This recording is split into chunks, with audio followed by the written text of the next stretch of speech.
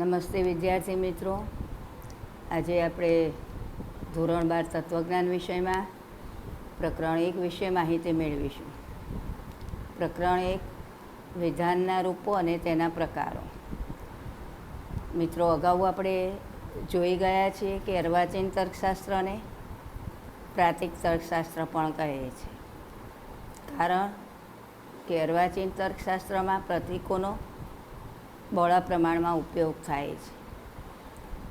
મહત્ત્વના પ્રતીકોના સંદર્ભમાં જોઈએ તો તાર્કિક કારકો, વિધાનપરક અચલ અને વિધાનપરક પરિવર્તી એ મહત્ત્વના પ્રતીકોનો ઉપયોગ તર્કશાસ્ત્રમાં થાય છે. આ પ્રકરણમાં આપણે સાદા વિધાન, સંયુક્ત વિધાન, જટિલ સંયુક્ત વિધાન, તાર્કિક કારકો, વિધાનપરક અચલ અને વિધાનપરક પરિવર્તી, તાર્કિક કારકોનું વિશ્લેષણ, વિધાનના રૂપો, તેના સ્થાનાપતિ નિદર્શનો અને સત્યતા કોષ્ટક વિશે આપણે જોવાનું છે. તો પહેલાં આપણે જોઈએ છીએ સાદું વિધાન, સંયુક્ત વિધાન અને જટિલ સંયુક્ત વિધાન. મિત્રો, દલીલમાં આવતા વિધાનો 3 પ્રકારના હોય છે: સાદા, સંયુક્ત અને જટિલ સંયુક્ત વિધાન. તો સાદું વિધાન કોને કહેવાય? જે વિધાનમાં અન્ય કોઈ વિધાન આવેલું ન હોય તેને સાદું વિધાન કહે છે. આ ઉપરાંત સાદા વિધાનમાં એક પણ તાર્કિક કારક આવેલું હોતું નથી. દાખલા તરીકે સાબરમતી નદી છે, આ સાદું વિધાન છે. પ્રાતિક રજૂઆતની દૃષ્ટિએ આપણે જોઈએ તો પી એ સાદું વિધાન છે. સંયુક્ત વિધાન. સંયુક્ત વિધાનમાં 2 વિધાનો આવેલા હોય છે અને એક તાર્કિક કારકનો ઉપયોગ થયેલો હોય છે. તેને આપણે સંયુક્ત વિધાન કહીએ છીએ. દાખલા તરીકે સચિન ક્રિકેટર છે અને લતા મંગેશકર ગાયિકા છે. આ સંયુક્ત વિધાન છે, જેમાં 2 સાદા વિધાનોને અને કારકથી જોડવામાં આવેલા છે. તો આ વિધાને સંયુક્ત વિધાન કહી શકાય. પ્રાતિક તર્કશાસ્ત્રની પ્રાતિક રજૂઆતની દૃષ્ટિએ જોઈએ તો નિષેધ પી, પી સમુચ્ચય ક્યુ, પી વિકલ્પન ક્યુ, પી દ્વિશર્તી ક્યુ, પી શર્તી ક્યુ, આ સંયુક્ત વિધાનો કહી શકાય. જટિલ સંયુક્ત વિધાન. જટિલ સંયુક્ત વિધાનમાં મિત્રો 2 કે તેથી વધારે વિધાનો આવેલા હોય છે. તે જ રીતે 2 કે તેથી વધારે તાર્કિક કારકો આવેલા હોય છે. ઉદાહરણ લઈએ. જો આજે શાળામાં રસોત્સવ છે અને શાળામાં રજા છે તો વિદ્યાર્થીઓ ખુશ છે. મિત્રો, અહીંયા 3 વિધાનો છે અને 2 તાર્કિક કારકો છે, શરતી અને સમુચ્ચય. પ્રાતિક રજૂઆત જોઈએ. આજે શાળામાં રસોત્સવ છે પી અને સમુચ્ચય શાળામાં રજા છે ક્યુ. તો વિદ્યાર્થીઓ ખુશ છે જો તો શરતી કારક, વિદ્યાર્થીઓ ખુશ છે આર. એટલે પ્રાતિક રજૂઆત થઈ પી સમુચ્ચય ક્યુ શરતી આર. આ ઉપરાંત ડબલ નિષેધ પી વિકલ્પન નિષેધ ક્યુ, પી વિકલ્પન ક્યુ શરતી આર. આ પ્રાતિક રજૂઆત જટિલ સંયુક્ત વિધાનની કહી શકાય. આમ મિત્રો, આપણે જોયું કે દલીલમાં આવતા વિધાનો 3 પ્રકારના હોય છે: સાદું વિધાન, સંયુક્ત વિધાન, જટિલ સંયુક્ત વિધાન. મિત્રો, ટૂંકમાં આપણે કહી શકીએ સાદા વિધાનમાં એક જ વિધાન આવેલું હોય છે, તાર્કિક કારક આવેલા હોતા નથી. સંયુક્ત વિધાનમાં 2 વિધાનો હોય છે અને કોઈ પણ એક તાર્કિક કારક આવેલું હોય છે.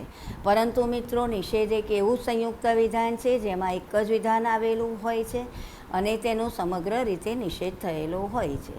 જટિલ સંયુક્ત વિધાનમાં 2 કે તેથી વધારે તાર્કિક કારકો આવેલા હોય છે અને 2 કે તેથી વધારે વિધાનો આવેલા હોય છે. જટિલ સંયુક્ત વિધાન વિશે વિગતે આપણે પછી એની માહિતી મેળવવાની છે. જટિલ સંયુક્ત વિધાન અને સંયુક્ત વિધાનના 5 પ્રકારો છે: શરતી, દ્વિશરતી, વિકલ્પન, સમુચ્ચય અને નિષેધ, જેના વિશે આ જ ચેપ્ટરમાં નેક્સ્ટ મુદ્દાઓમાં આપણે જોવાનું છે. હવે મિત્રો જોઈએ તાર્કિક કારકો. તાર્કિક કારકોને તાર્કિક સંયોગીઓ પણ કહે છે. તાર્કિક કારકો વિશે પણ આપણે 11મા ધોરણમાં માહિતી મેળવી ગયા છીએ કે તાર્કિક કારકો એટલે શું. જે શબ્દ કે શબ્દ સમૂહના ઉપયોગથી સાદા વિધાનમાંથી સંયુક્ત વિધાનની રચના થાય છે તે શબ્દ કે શબ્દ સમૂહોને તાર્કિક કારકો કે તાર્કિક સંયોગીઓ કહે છે. તાર્કિક કારકોનું મહત્ત્વ. તાર્કિક કારકો વિધાનોને જોડે છે. 1. નવા વિધાનની એટલે કે સંયુક્ત વિધાનની રચના કરે છે. સંયુક્ત વિધાનનું સત્યતા મૂલ્ય તેના ઘટકરૂપ વિધાનના સત્યતા મૂલ્યને આધારે નક્કી થાય છે. તાર્કિક કારકો સત્યતા ફલનલક્ષી કારકો ગણાય છે, કારણ કે તેનાથી રચાતા સંયુક્ત વિધાનનું સત્યતા મૂલ્ય તેના ઘટકરૂપ વિધાનના સત્યતા મૂલ્યને આધારે નક્કી થાય છે. તાર્કિક કારકો મુખ્યત્વે 5 છે. તાર્કિક કારકના પ્રકારોની સમજૂતી નીચેના કોષ્ટક દ્વારા સરળતાથી આપી શકાય. તો મિત્રો, તાર્કિક કારકોના પ્રકારો. ક્રમ, તાર્કિક કારકો, પ્રતીકો, પ્રકાર. પહેલું, નહીં, 2 અને 3 કાં તો અથવા, 4 જો તો, 5 જો તો અને તો જ. નહીં, નિષેધ, જેનું પ્રતીક આ પ્રમાણે સર્પાકાર ચિહ્ન છે. અને સમુચ્ચય કાં તો અથવા વિકલ્પન, આ પ્રતીકને ક્લિક પણ કહે છે. જો તો, શરતી, જો તો અને તો જ, દ્વિશરતી. તાર્કિક કારકો વિશે અગાઉ આપણે 11મા ધોરણમાં પણ જોઈ ગયા છીએ. મિત્રો, સારાંશ. તાર્કિક કારકો દ્વિમુખી અને એકમુખી એમ 2 પ્રકારના છે. નિષેધ એ એકમુખી કારક છે. એકમુખી કારક કોને કહેવાય? તો જે કારકની માત્ર જમણી જ બાજુએ વિધાનનું ક્ષેત્ર આવેલું હોય તે કારકને એકમુખી કારક કહે છે. નિષેધ એ એકમુખી કારક છે. મિત્રો, હેતુલક્ષી માટે પણ ધ્યાનમાં લેજો. જ્યારે નિષેધ સિવાયના 4 સમુચ્ચય, વિકલ્પન, શરતી અને દ્વિશરતી એ દ્વિમુખી તાર્કિક કારકો કહેવાય છે. કારણ કે સમુચ્ચય, વિકલ્પન, શરતી અને દ્વિશરતી આ ચારેય કારકોની ડાબી અને જમણી એમ બંને બાજુએ વિધાનનું ક્ષેત્ર આવેલું હોય છે. તો હવે મિત્રો ખ્યાલ આવી ગયો છે કે દ્વિમુખી કારકો કોને કહેવાય. તો જે કારકની ડાબી અને જમણી બંને બાજુએ વિધાનના ક્ષેત્રો આવેલા હોય તેને દ્વિમુખી કારકો કહે છે. અગાઉ આપણે જોઈ ગયા કે તાર્કિક કારકો એ સત્યતા ફલનલક્ષી કારકો ગણાય છે, કારણ કે તાર્કિક કારકોથી રચાતા સંયુક્ત વિધાનનું સત્યતા મૂલ્ય તેના ઘટકરૂપ વિધાનના સત્યતા મૂલ્યને આધારે નક્કી થાય છે. મિત્રો, તાર્કિક કારકો કે તાર્કિક સંયોગીઓ વિશે જ્યારે ટૂંક નોંધ પૂછાય ત્યારે આ પ્રમાણે મુદ્દા પ્રમાણે એની માહિતી રજૂ કરવાની, સમજૂતી આપવાની. તો સરળ અને વધારે સ્પષ્ટ બનશે, તેમજ દરેક મુદ્દાને આપણે સારી રીતે આવરી લઈ શકીશું. હવે આપણે જોઈએ વિધાનપરક અચલ અને વિધાનપરક પરિવર્તી. હવે વિધાનપરક અચલ અને વિધાનપરક પરિવર્તી એ પણ તર્કશાસ્ત્રમાં વપરાતા મહત્ત્વના પ્રતીકો છે. 11મા ધોરણમાં પણ આપણે આના વિશે જોઈ ગયા છીએ. વિધાનપરક અચલ એટલે શું? વિધાનપરક અચલ એટલે અમુક નિશ્ચિત વિધાન માટે વાપરવામાં આવતું પ્રતીક. વિધાનપરક અચલ તરીકે એથી ઝેડ સુધીના કોઈપણ કેપિટલ અક્ષરનો ઉપયોગ કરી શકાય છે. ઉદાહરણ, તાજમહેલ ઐતિહાસિક ઇમારત છે બરાબર આપણે ટી પ્રતીકનો ઉપયોગ કર્યો છે. તાજમહેલ દુનિયાની અજાયબી છે બરાબર આપણે આર પ્રતીકનો ઉપયોગ કર્યો છે. મિત્રો, અહીંયા એવો કોઈ નિયમ નથી કે પહેલો અક્ષર જે હોય એને અનુરૂપ જ આપણે અંગ્રેજી પ્રતીકનો ઉપયોગ કરવો. અહીંયા મેં તાજમહેલ ઐતિહાસિક ઇમારત છે એના માટે ટી ધાર્યો છે, અહીંયા ત છે માટે ટી ધાર્યો છે, પણ એવો કોઈ નિયમ નથી. આપણે એથી ઝેડ સુધીના કોઈ પણ પહેલી એબીસીડીના કેપિટલ લેટર્સનો ઉપયોગ કરી શકીએ છીએ.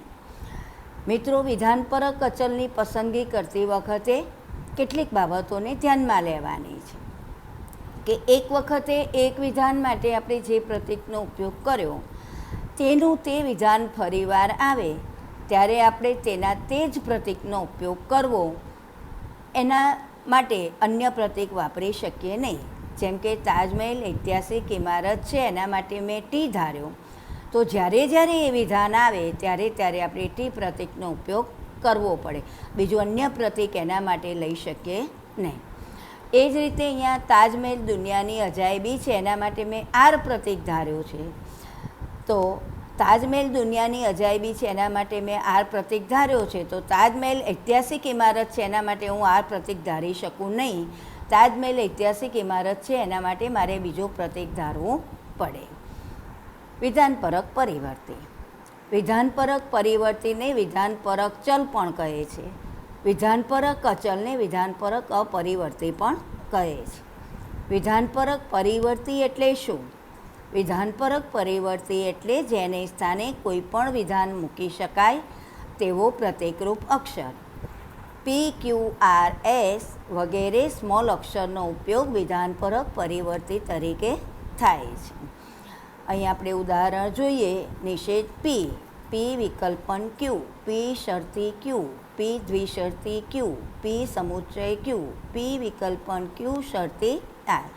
મિત્રો, અહીંયા પી એ વિધાનપરક પરિવર્તી છે, જે એ સૂચવે છે કે નિષેધકારકની જમણી બાજુએ કોઈ વિધાન આવેલું છે. મિત્રો, અહીંયા પી અને ક્યુ આ બંને વિધાનપરક પરિવર્તી છે, જે એ સૂચવે છે કે વિકલ્પનકારકની ડાબી બાજુએ કોઈ એક વિધાન આવેલું છે. એ જ રીતે વિકલ્પનકારકની જમણી બાજુએ કોઈ એક વિધાન આવેલું છે. એ રીતે મિત્રો, વિધાનપરક પરિવર્તી એ વિધાનનું સ્થાન સૂચવતું પ્રતીક છે. અહીં પીને સ્થાને આપણે કોઈ પણ વિધાન મૂકી શકીએ, અહીં ક્યુને સ્થાને પણ આપણે કોઈ પણ વિધાન મૂકી શકીએ છીએ. વિધાનપરક પરિવર્તીનો ઉપયોગ વિધાન માટેના રૂપની રજૂઆત કરવા માટે થાય છે. મિત્રો, ખાસ ધ્યાનમાં રાખજો. વિધાનપરક પરિવર્તીના દ્રષ્ટાંતો દર્શાવતી વખતે આપણે સ્મોલ લેટર્સ, બીજી એબીસીડીના જ અક્ષરોનો ઉપયોગ કરવાનો. વિધાનપરક અચલના દ્રષ્ટાંતો દર્શાવતી વખતે આપણે કેપિટલ લેટર્સનો જ ઉપયોગ કરવાનો છે. વિધાન માટેના રૂપની જ્યારે રજૂઆત કરતા હોઈએ ત્યારે પણ આપણે સ્મોલ લેટર્સનો જ ઉપયોગ કરવાનો છે. એ બધું આપણે 11મા ધોરણમાં ડિટેલમાં જોઈ ગયા છીએ. હવે મિત્રો, આપણે મનોયત્ન 1.1 જોઈશું. અર્વાચીન તર્કશાસ્ત્રને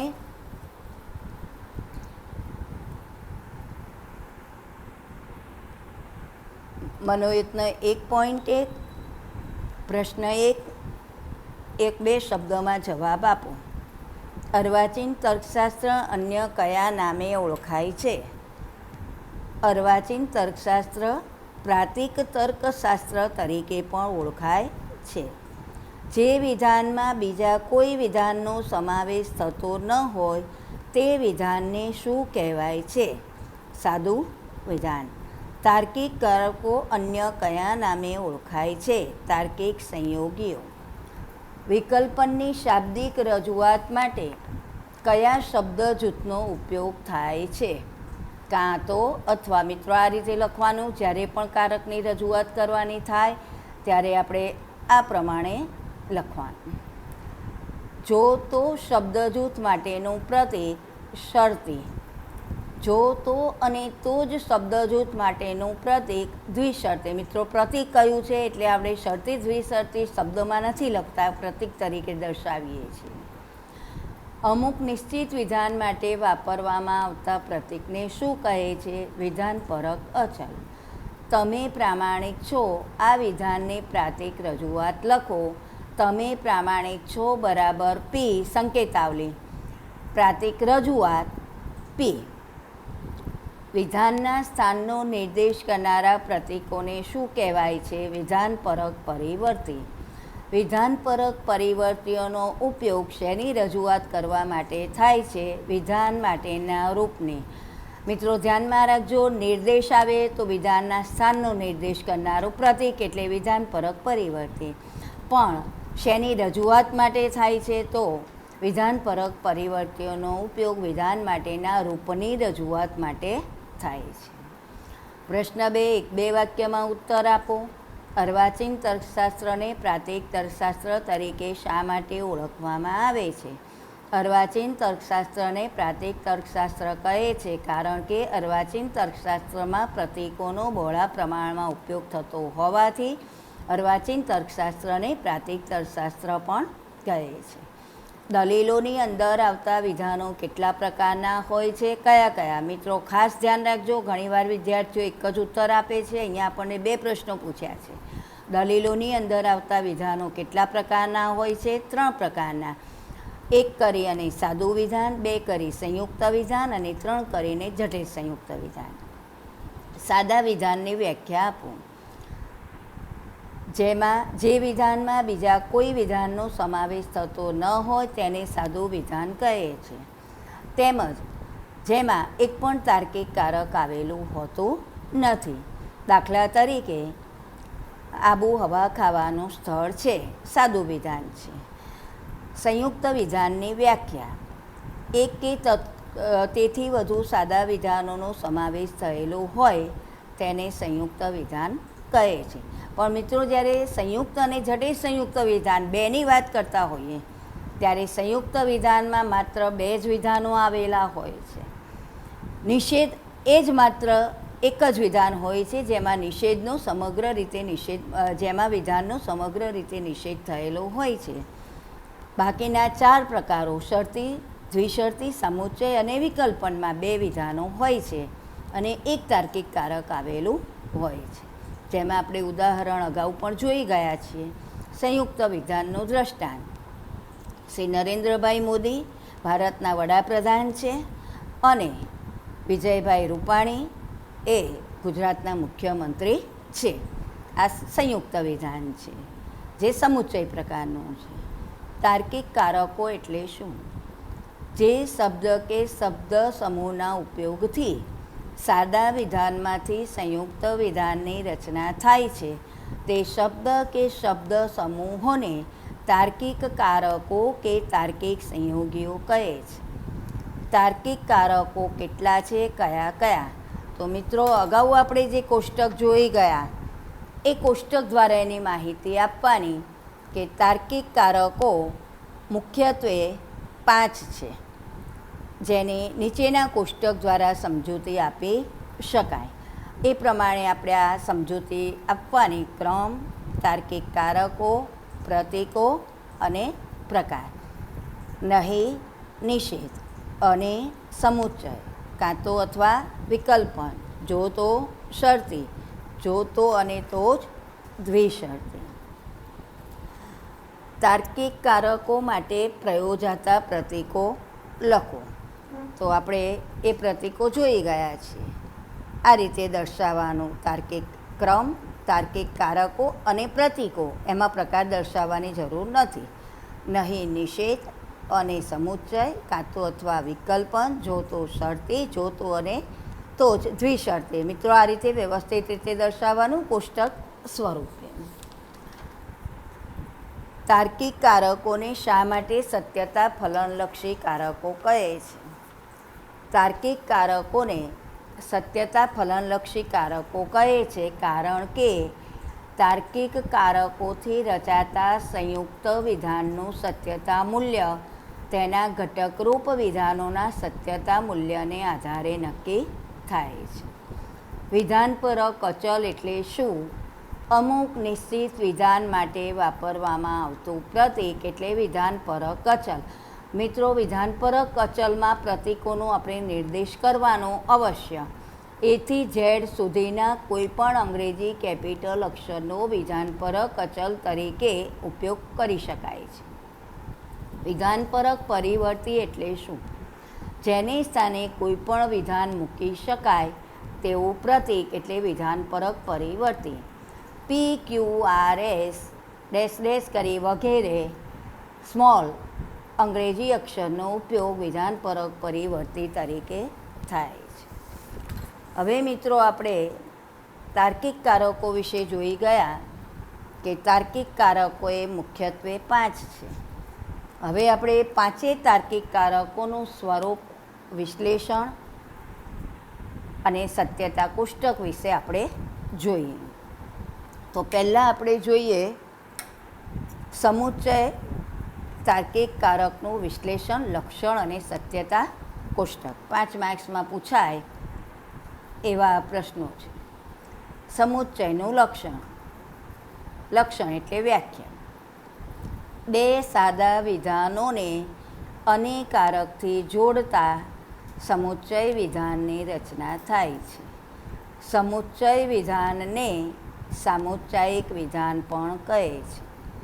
સમુચ્ચય કારકના ઉપયોગથી પી સમુચ્ચય ક્યુ રૂપના સંયુક્ત વિધાનની રચના થાય છે. સમુચ્ચય વિધાનના ઘટકરૂપ વિધાનોને સમુચ્ચિતો કહે છે. મિત્રો આ બધું આપણે 11મા ધોરણમાં જોઈ જ ગયા છીએ. ફરી સમુચ્ચયનું લક્ષણ.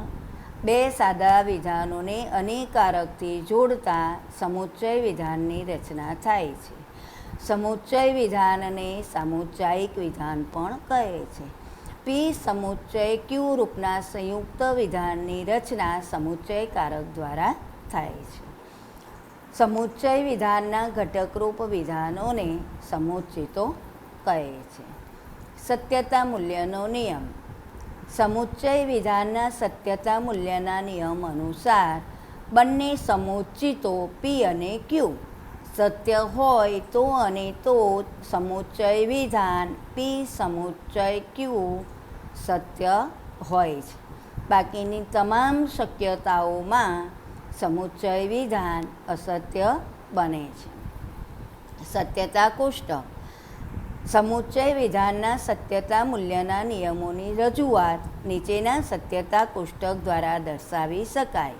પી સમુચ્ચય ક્યુ એ રૂપનું આપણે સત્યતા કોષ્ટક દર્શાવીએ છીએ. ઘટકરૂપ વિધાનો અને તેમનું સત્યતા મૂલ્ય. એના ઘટકરૂપ વિધાનો 2 છે. પહેલું પી, બીજો ક્યુ. સામુચ્ચાયિક સંયુક્ત વિધાન અને તેનું સત્યતા મૂલ્ય પી સમુચ્ચય ક્યુ. હવે મિત્રો અગાઉ આપણે સત્યતા કોષ્ટક વિશે જોઈ ગયા છીએ કે જ્યારે 2 ઘટકરૂપ વિધાન હોય ત્યારે 4 હરોળ બને છે. 4 હરોળ બને ત્યારે આપણે પહેલા સ્તંભમાં ડબલ ટી ડબલ એફ મૂલ્ય આપીએ છીએ.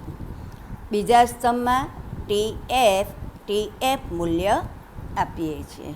સમુચ્ચયનો આપણે નિયમ અગાઉ જોઈ ગયેલા છીએ 11મા ધોરણમાં. બંને સમુચ્ચિતો સત્ય હોય ત્યાં જ સમુચ્ચય વિધાન સત્ય બને છે. ડબલ ટી હોય ત્યાં ટી. બાકીની તમામ શક્યતાઓમાં સમુચ્ચય વિધાન અસત્ય બને છે. તો અહીં મિત્રો પહેલી હરોળમાં પી પણ સત્ય છે, ક્યુ પણ સત્ય છે. બંને ઘટકરૂપ વિધાનો પણ કહી શકાય અને બંને સમુચ્ચિતો પણ કહી શકાય. પી એ પણ સમુચ્ચિત છે, ક્યુ એ પણ સમુચ્ચિત કહી શકાય. તો બંને સમુચ્ચિતો સત્ય છે ત્યાં જ આ સમુચ્ચય વિધાન સત્ય બનશે. બાકી બધે સમુચ્ચય વિધાન અસત્ય બનશે. હવે મિત્રો આપણે એનું વિશ્લેષણ જોઈએ. સમુચ્ચયના લક્ષણ અને સત્યતા કોષ્ટકને આધારે સમુચ્ચય કારકના વિશ્લેષણ અંગે નીચેના મુદ્દાઓ દર્શાવી શકાય. પહેલો મુદ્દો. પી સમુચ્ચય કારક દ્વારા પી સમુચ્ચય ક્યુ એ રૂપના સંયુક્ત વિધાનની રચના થાય છે. મિત્રો રૂપની વાત આવે ત્યારે સ્મોલ લેટર્સનો જ ઉપયોગ હંમેશા કરવાનો. બીજો મુદ્દો. સમુચ્ચય કારકથી રચાતા સંયુક્ત વિધાનને સમુચ્ચય કે સામુચ્ચાયિક વિધાન તરીકે ઓળખવામાં આવે છે. ત્રીજો મુદ્દો. સમુચ્ચય વિધાનના ઘટકરૂપ વિધાનોને સમુચ્ચિતો કહે છે. મિત્રો, પી સમુચ્ચય ક્યુ એ રૂપના સંયુક્ત વિધાનમાં પી એ વિધાન પરક પરિવર્તી છે, જે સમુચ્ચય કારકની ડાબી બાજુએ આવતા સ્થાનનું સૂચન કરે છે. તે જ રીતે ક્યુ એ પણ વિધાન પરક પરિવર્તી છે, જે સમુચ્ચય કારકની જમણી બાજુએ આવતા વિધાનનું સ્થાન સૂચવે છે. એ પછીનો મુદ્દો મિત્રો, સમુચ્ચય વિધાનમાં પી સત્ય હોય, ક્યુ સત્ય હોય તો પી સમુચ્ચય ક્યુ એ સમુચ્ચય વિધાન સત્ય બને છે. બીજી રીતે કહીએ તો બંને સમુચ્ચિતો પી અને ક્યુ સત્ય હોય તો પી સમુચ્ચય ક્યુ વિધાન સત્ય બને છે. બાકીની તમામ શક્યતાઓમાં સમુચ્ચય વિધાન અસત્ય બને છે. સમુચ્ચય એ દ્વિમુખી તાર્કિક કારક છે, કારણ કે સમુચ્ચય કારકની ડાબી અને જમણી બંને બાજુએ વિધાનનું ક્ષેત્ર આવેલું હોય છે. સમુચ્ચય એ સત્યતા ફલનલક્ષી તાર્કિક કારક ગણાય છે, કારણ કે સમુચ્ચય વિધાનનું સત્યતા મૂલ્ય તેના ઘટકરૂપ વિધાનના સત્યતા મૂલ્યને આધારે નક્કી થાય છે. બીજી રીતે કહીએ તો સમુચ્ચય કારકથી રચાતા સંયુક્ત વિધાનનું સત્યતા મૂલ્ય તેના ઘટકરૂપ વિધાનોના સત્યતા મૂલ્યને આધારે નક્કી થાય છે.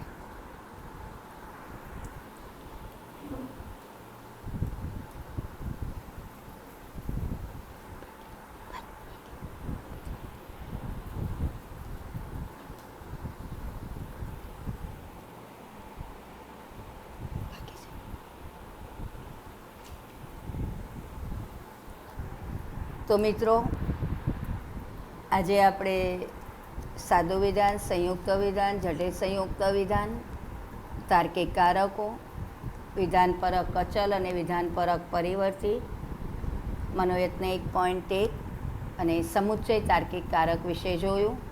નેક્સ્ટ લેક્ચરમાં આપણે બાકીના 4 તાર્કિક કારકો અને બીજી અન્ય માહિતી મેળવીશું. મિત્રો, સ્વાધ્યાયના ચોપડામાં મનોયત્ન 1.1 લખવાનું છે.